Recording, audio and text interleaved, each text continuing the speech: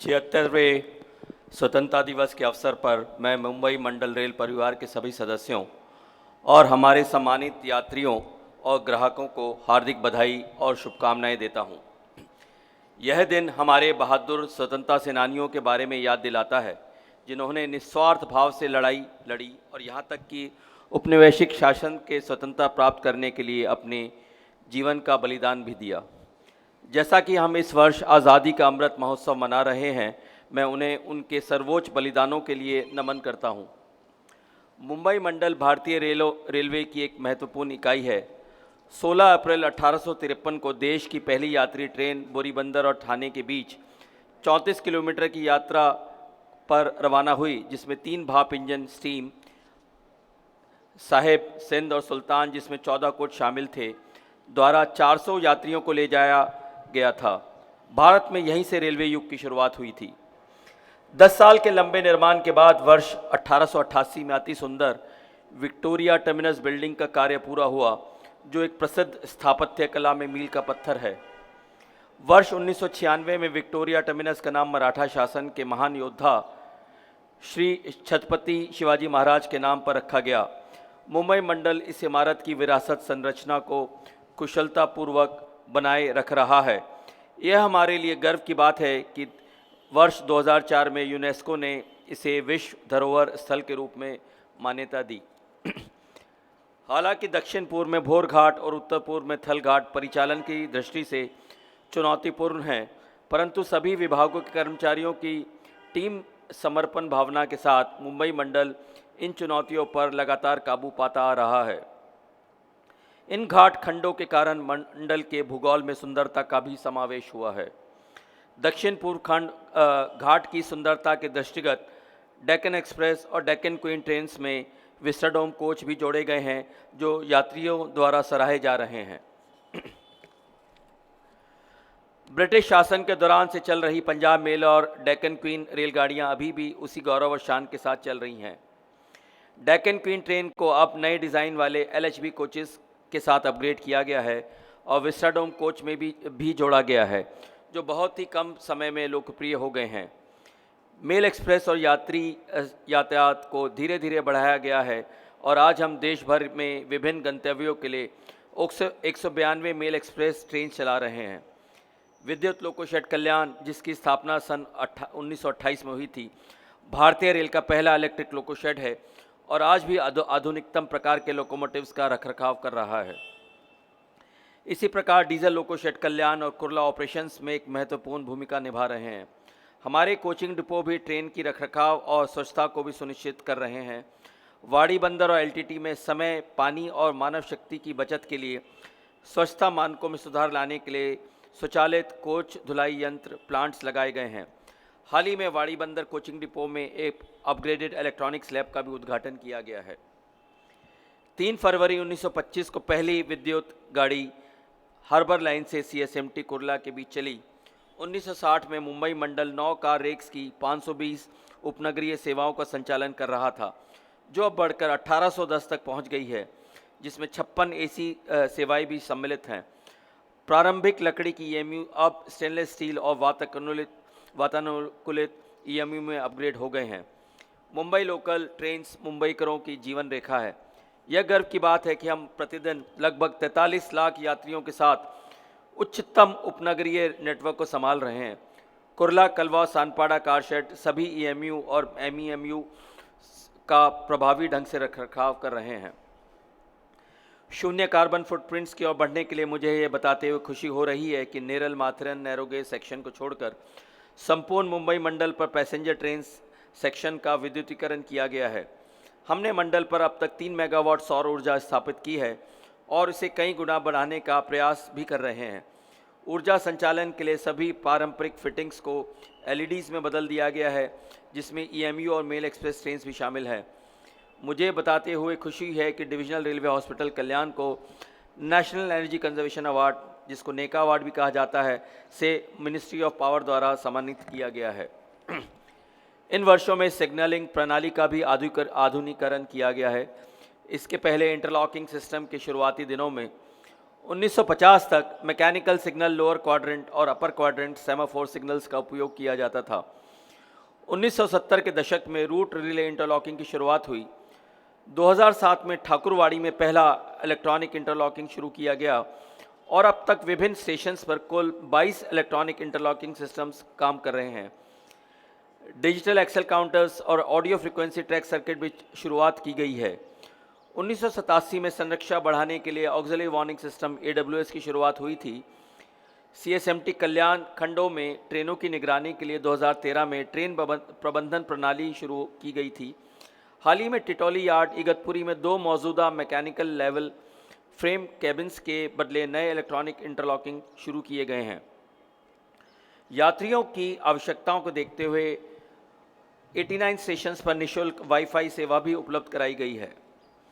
यात्रियों की सुरक्षा हमेशा से हमारी प्राथमिकता रही है और साथ ही मंडल ने इसमें सुधार लाने के लिए कई उपाय शुरू किए हैं।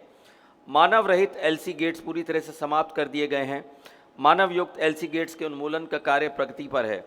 रेल नेटवर्क में वाहनों के आवागमन के लिए राज्य सरकार और नगर निगमों के सहयोग से पिछले 75 वर्षों में 97 ROB और 61 RUB का निर्माण किया गया है।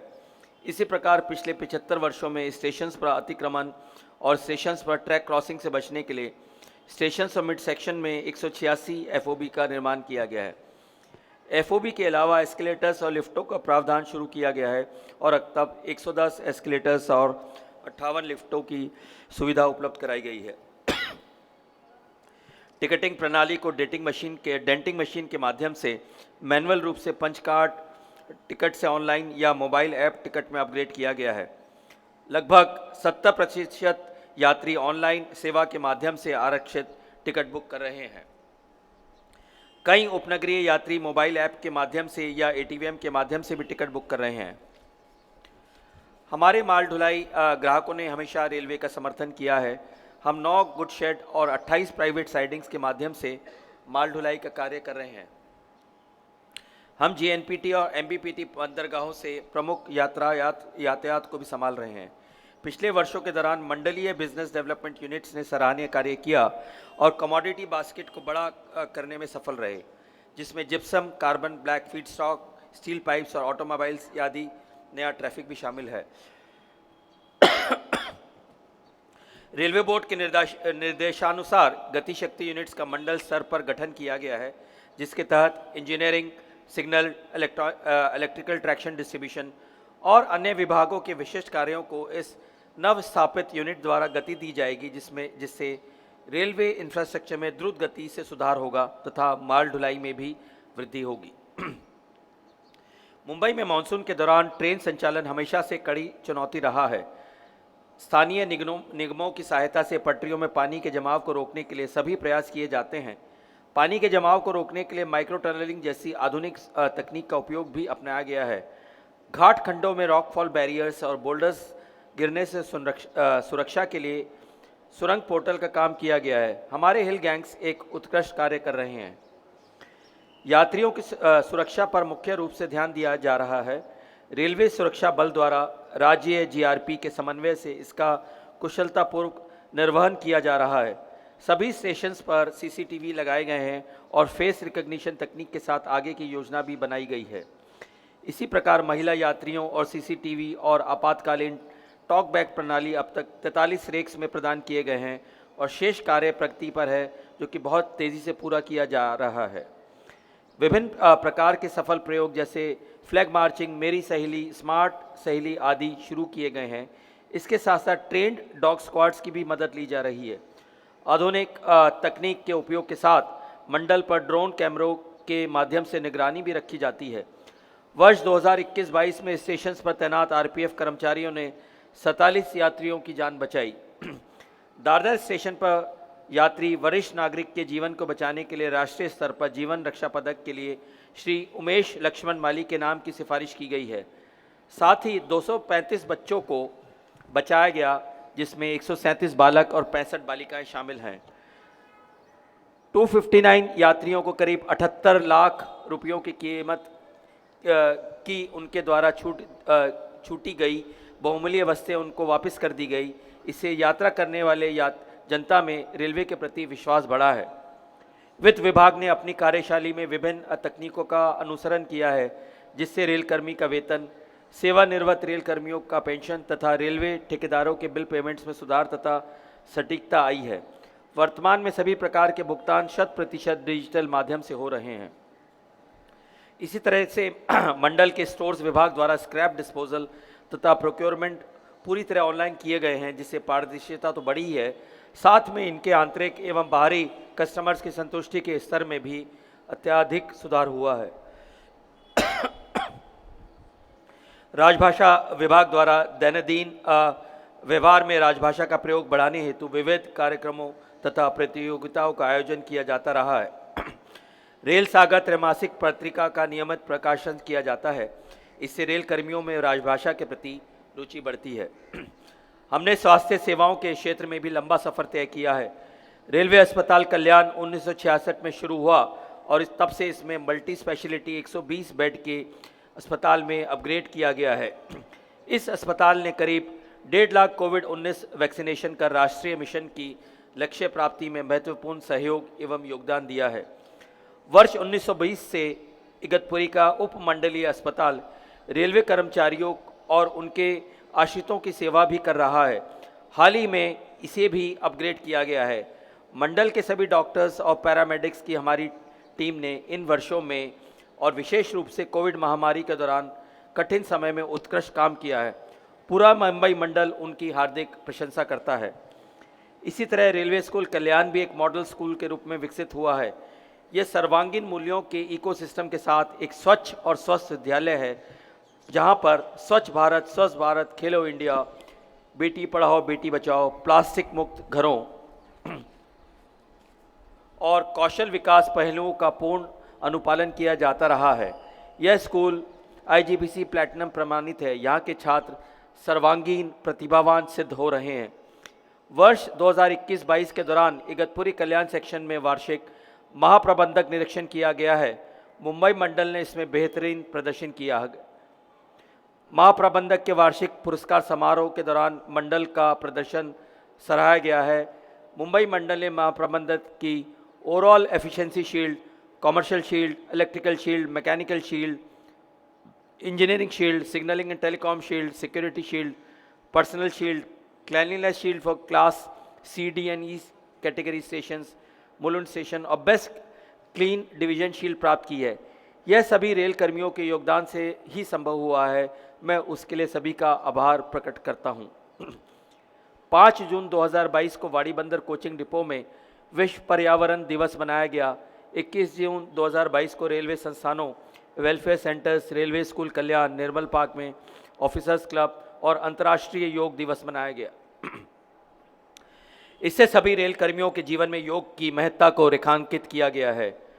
कार्मिक शाखा द्वारा समय पर पदोन्नति, अनुकंपा के आधार पर नियुक्तियों और कर्मचारियों की शिकायतों के समय पर हल करते हुए स्वस्थ कार्य प्रणाली को बनाए रखने में महत्वपूर्ण भूमिका निभाई जा रही है। कार्मिक शाखा ने मान्यता प्राप्त यूनियंस और संघों के साथ सौहार्दपूर्ण संबंध भी बनाए रखे हैं और मुंबई मंडल को उत्तरोत्तर प्रगति पर ले जाने में अत्यंत सहायक सिद्ध होता रहा है। कार्मिक शाखा ने अनुकंपा के आधार पर उम्मीदवारों की भर्ती करके महत्वपूर्ण भूमिका निभाई है। 15 अगस्त 2021 से 14 अगस्त 2022 की समय अवधि में अनुकंपा आधार पर 314 नियुक्तियां की गई हैं। विकलांग रेलवे कर्मचारियों के लिए क्षेत्रीय स्तर पर role model award senior DPO कार्यालय के मुख्य कार्यालय अधीक्षक सुश्री यवानो पिंटो को दिया गया है। SBF के तत्वाधान में दिव्यांग कर्मचारियों को व्हीलचेयर्स, हियरिंग हैंडीकैप स्टाफ को हियरिंग एड और नेत्रहीन कर्मचारियों को मोबाइल फ़ोन दिया गया है। मंडल SBF के तत्वाधान में 24/6/2022 से 4/7/2022 तक अमृतसर, जम्मू और कश्मीर के लिए मध्य रेलवे के कर्मचारियों के लिए शिविर का आयोजन भी किया गया है। अंतर्राष्ट्रीय महिला दिवस 2022 कलवा कारशेड में मनाया गया।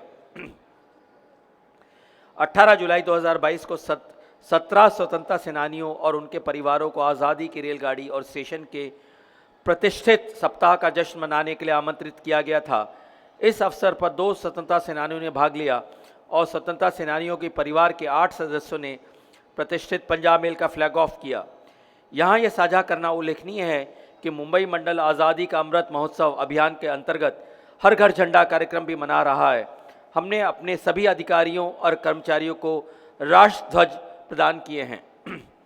मुंबई डिवीज़न के कई खेल नायकों ने विभिन्न स्तरों पर अनुकरणीय प्रदर्शन किया है। हम सभी उन पर गर्व करते हैं। विशेष रूप से वर्तमान हॉकी टीम के सदस्य सुश्री वंदना कटारिया, सुश्री मोनिका, सुश्री सुशीला चानू और सुश्री ई रजनी, जिन्होंने हाल ही में राष्ट्रमंडल खेल में हॉकी में कांस्य पदक जीता है, और Shri Gurdeep Singh head TT CSMT, जिन्होंने राष्ट्रमंडल खेल 2022 में कांस्य पदक जीता है।